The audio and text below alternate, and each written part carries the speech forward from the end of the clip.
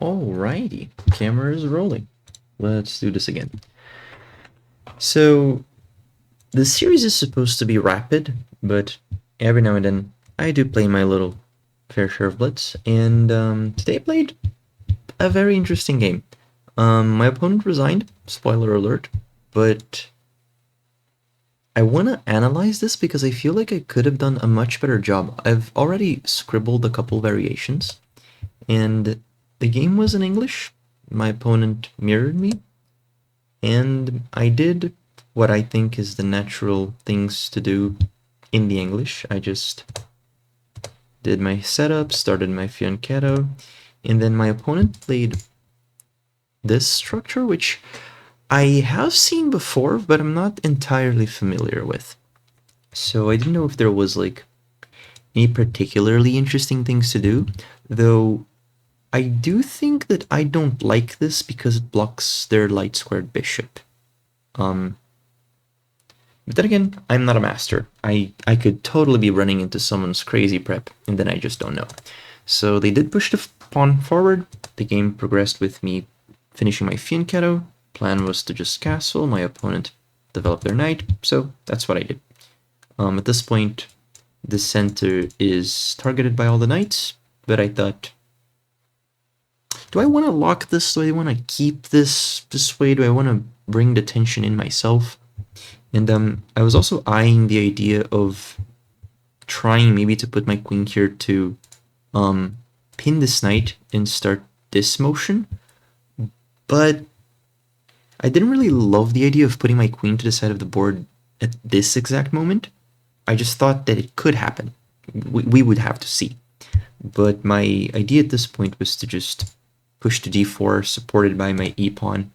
So my idea had to change a little bit because I realized, okay, so my opponent just pushed again, which is this threatening? Am I happy with this? Am I sad with this?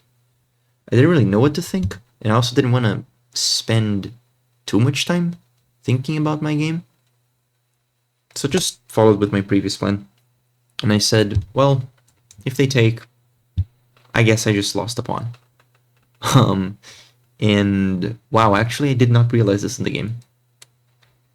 I genuinely thought that either of these was gonna work. I didn't realize that I probably should have just stopped their advance. But yeah, in the game, what happened was that they moved their bishop, finished their development to try and castle, and then I just said, you know what, maybe I don't push anymore. I'm really concerned with this. I don't like the situation with this pawn. Then I defended it. So I basically mirrored my opponent's my opponent's previous setup with two pawns in the E and D files supporting the C pawn.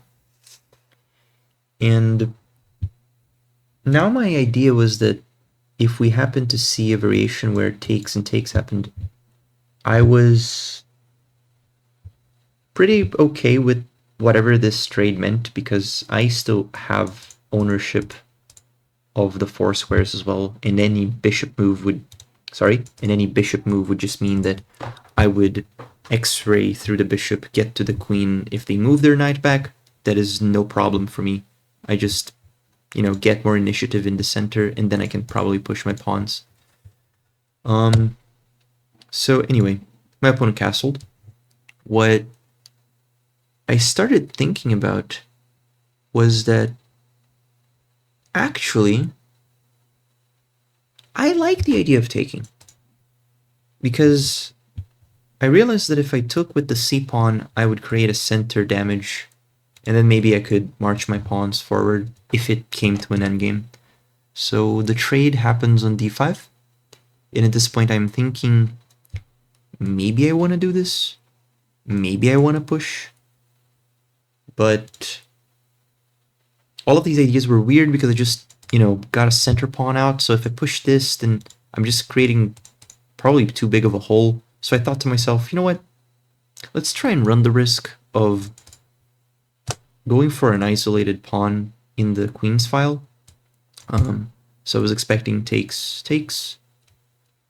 and yeah, my opponent decided to take with the pawn, and then I realized I could just take with the knight. And if the game actually went into a way where they took with the knight back, I could maybe move my queen in, because now this pawn is easy to attack, and I don't have any worries. I could just move my rook here, maybe even move my rook here, and just push this e-pawn forward. I wasn't really sure though. One thing that was really bothering me though was the fact that I realized I had locked my own black bishop. So the black squared bishop was not happy, and then I realized that I was not happy in this variation. But anyway, so I took the knight. My opponent completely ignored it. And I felt like I had just isolated this pawn, and I could trade knights. But then I would create a support for the pawn on the d-file. Wasn't particularly happy. I was already not super happy with my bishop. So I did what any sad person would do, which is I'm just gonna kindly try to develop my bishop, and this is like a terrible square as of right now. But I'm eyeing this bishop in the opportunity that maybe I can get to this pawn after pressing this knight away from here by my own pawn push, or by virtue of trying to attack it with the rook and my f and g pawns, but I wasn't sure. What I did know was that my bishop was happier here, at least where it was defending a piece and just not, staring into alone pawns. And yeah, my opponent just moved back. At this point, I thought they want to isolate my pawn now. Okay, how do I feel about that? And I realized that there was not a whole lot that I could do outside of moving my own knight. But also, if they want to isolate my pawn, man, so be it. I played f4. And I played this knowing full well that my king was already exposed in a diagonal. I just wasn't afraid of anything because it would take my opponent basically forever to have anything that's not this bishop eyeing on my king. So at most I would lose maybe a tempo due to check. And what followed is that they took with the knight. And that's when I realized, oh, so they're going straight up for the bishop move. I took back with my pawn. I got genuinely annoyed that I had done everything in my power not to really isolate that pawn, but it got isolated anyway, and it got caught. And in this kind of scenario, I have seen lines where people do this move, which is king h1. I don't think I've ever particularly had to play this myself, like in a forced situation, but it was good to know that this wasn't like objectively a terrible move, I think. Again, this is an engineless review, so I don't know if this is good or not, but I have seen that this is playable at certain levels. So yeah, this happens in the game, and I start thinking, what are the ways I can do funny moves to get to attack this bishop? The number one thing that I thought of was that bishop here or bishop here would immediately result in my queen looking at it, but I get back to that problem where my bishop is not in the most active position of the board. So my opponent played something really interesting here, which was queen to a5, which resulted in me just thinking, hold up. Isn't that just a free tempo for myself? Because now I can route my knight back. I'm looking at this bishop. And I don't really think that this is now a great situation for my opponent, because they're gonna lose a tempo. And even if they do look at the bishop, which is exactly what they did, I don't know if this is particularly amazing. So I just take it, because I thought after queen here, I had this, and then I could trade this bishop for this knight and have like a really weird pawn structure here, and then just start some form of attack supported. Sorry. I'm gonna run the variation through. So my idea was that after they move their queen away, like back to where it was. I don't know if this is a good move, by the way. My idea was that I had this. If they play takes, it's basically pretty terrible. So I can move my queen in here. They move out with check. I can take this pawn. And this doesn't look particularly terrible to me. Actually, I just realized my queen is hanging if I do this. So no, that is a terrible variation. But yeah, after this situation, I could just take on the center then, I guess, which is also good. And then I have a centralized queen. I have rooks just ready to move in wherever they might need. My queen is supported by the bishop, so I could even probably try to harass this queen a little bit. The biggest thing was that I had a pawn structure which was good for this kind of attack into the end game. But now I'm thinking, I don't really understand why my opponent resigned. The resignation happened in this particular move after I played bishop to c3, my opponent resigned. I think that they saw the queen pin to the knight, but I genuinely don't know how strong this is for myself. I will mention that I did pop the engine for like 1 split second right before doing this analysis, and the engine doesn't say that this is plus infinity for white, nor does it say that it's plus infinity for black. So I still thought that there was a lot to play here. But the main thing that I was thinking was that in the offshot where they decide to guard the queen, is this even possible? I'm now realizing they can't really do it. No knight moves arrive in any of these squares for the black knight. On g6, sorry, on f6. The bishop can't look at the opposite color complex. Yeah, I have no idea. I have a lot of control over the center because of my bishops. My queen is also eyeing a lot of squares. This was probably semi-decent, but I'm not super happy with black's position here. There's just too much happening, I think, because these bishops are just looking at everything. I think that my opponent also didn't develop their bishop because of that weird pawn structure that they had at the start, caging in their own pieces. I also kind of think that black here had more opportunities to jump knights forward, and I think around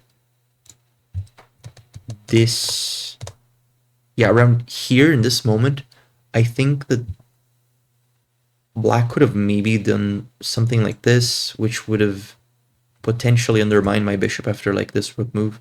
So what I'm thinking is after knight e4, knight takes on e4, pawn takes on e4, I can take, which is just good for me, I guess.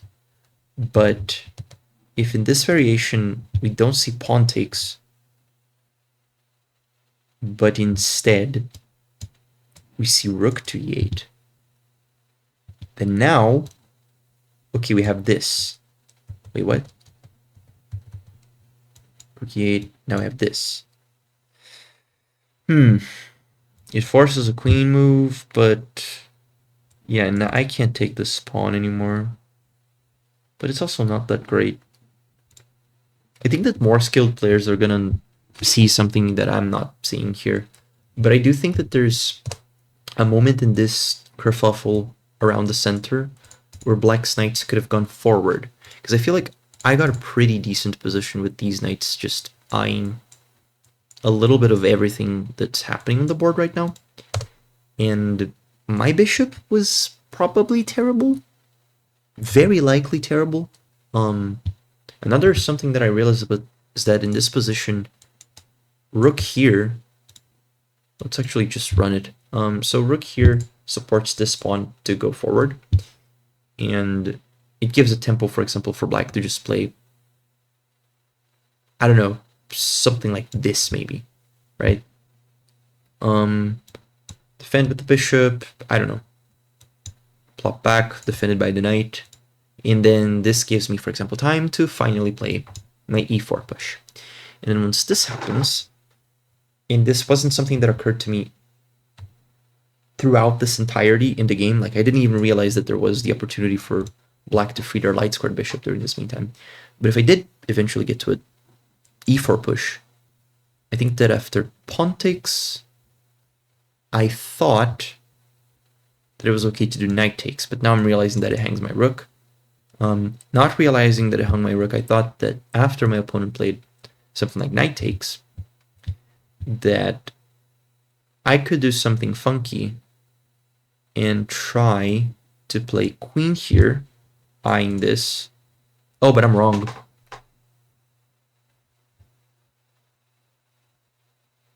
No, I'm wrong. I'm actually pretty wrong. I thought that... Oh, and this also hangs the knight. Oof. Okay, this was a terrible variation. But my idea, which I just realized doesn't work, is black plays a random move, for example. I am now looking at this pawn, and my queen is not looking at it. So I was kind of thinking that there could have been a cheesy mate, but a lot of things went wrong in this variation. So I'm glad I didn't play it, actually. But yeah, in the game, I think bishop d2 was possibly not a great developing move. I'm going to try and see if I can find something else in this situation that I'm not particularly bothered by. Now that I think about it, this is actually not too bad of a move. Because after this, I end up with only 2 pawn islands, and my opponent ends up with 3. And, of course, I don't have the center pawns, but we have a lot of pieces to still play the game. So I think I'm not particularly annoyed. It then becomes a question of how do I attack this pawn so that I can use my light square bishop to maybe threaten some things. It's not super clear how to do it, though. Especially because black is currently defending this many times. I guess in this position, this kind of works. Right?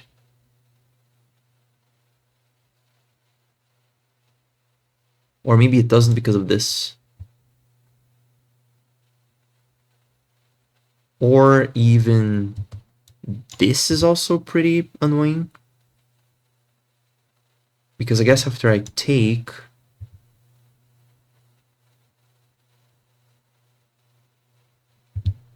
Yeah, it seems like black just has enough time to develop their bishop. And then I get the weird pawn structure as well. In fact, am I down a pawn? I am. Oof.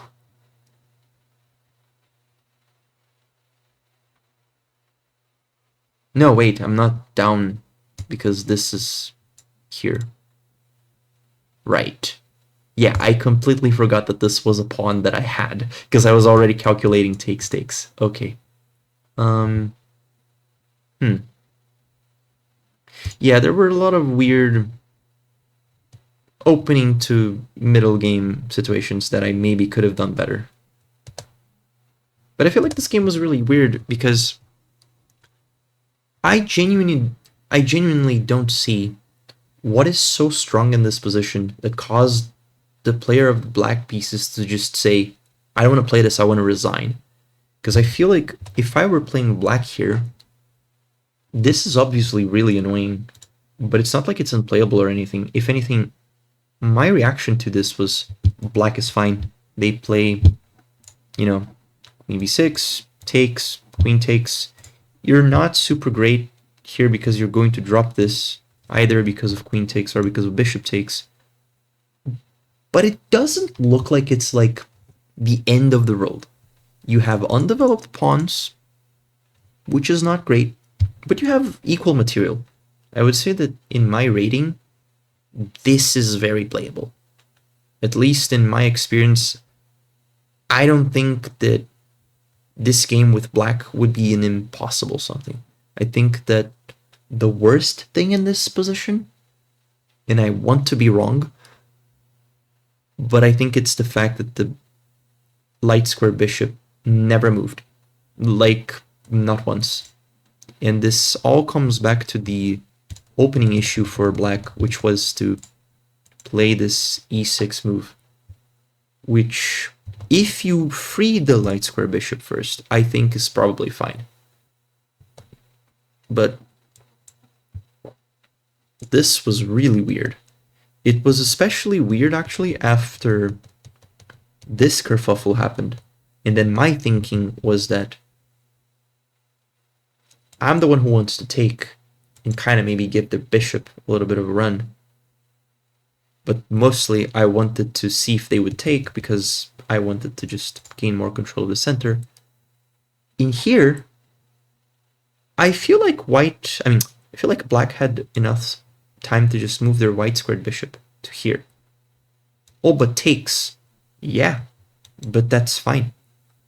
I feel like this is perfectly playable. You have a much stronger center. Like, this is a lot better than my pieces. I think that this bishop is looking into a pawn that, if black decides that that pawn is going to stay there, I genuinely don't see how I avoid just this one marching forward. Like, I don't know, say random moves for white for a while, right? Like, after this, man, this is hard to break through. Like, sure, right now I do have, like, this, and then, it's impossible, but, like, if you make proper ideas to defend the base of the pawn chain, I feel like you could plop this here, and then my bishop would have to go to the bad diagonal outside of the fianchetto. I don't know, it just looks like there are ideas for black, and this wasn't the position to resign for me. And again, this player is rated 900 on blitz. They're rated 1100 on rapid, and to me this doesn't feel like a player that should give up in this situation. If this was like a random game between like two grandmasters or whatever, I am of the belief that maybe black's position is a little worse. Mostly because in this position, after the queens are traded, no, even then, I think even in this position, black's position is actually a little bad. No, I take that back. I was going to say that that black had a lot of fighting chances, but the white squared bishop not being developed is really just bad. I think that wherever you put it, this piece should have been active in the game. Like, sooner, at least. And I feel like there were a couple times where black made weird development moves. Yeah, like, I get the idea here to potentially pin my rook in the other variation that I analyzed for myself, but I'm not convinced that this is, like, the absolute greatest developing move of all time.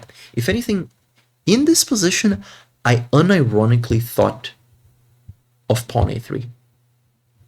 But then I really didn't like it, because I started to think after this, what did I do to my pawns? You know, I have a hole on the b file, hole on the d file, and an isolated pawn on the c file that I don't know how to navigate around because I'm just not used to isolated pawn structures.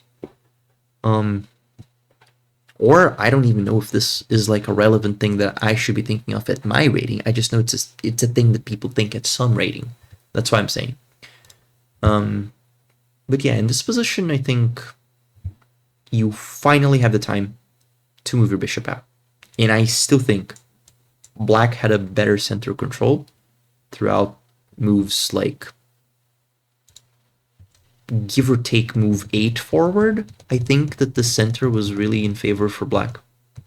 Literally up until this trade. Like, this very trade here, that's when I think the game was like, oh no, I think you should have just developed your bishop. Like, just block all of my knight squares, you know?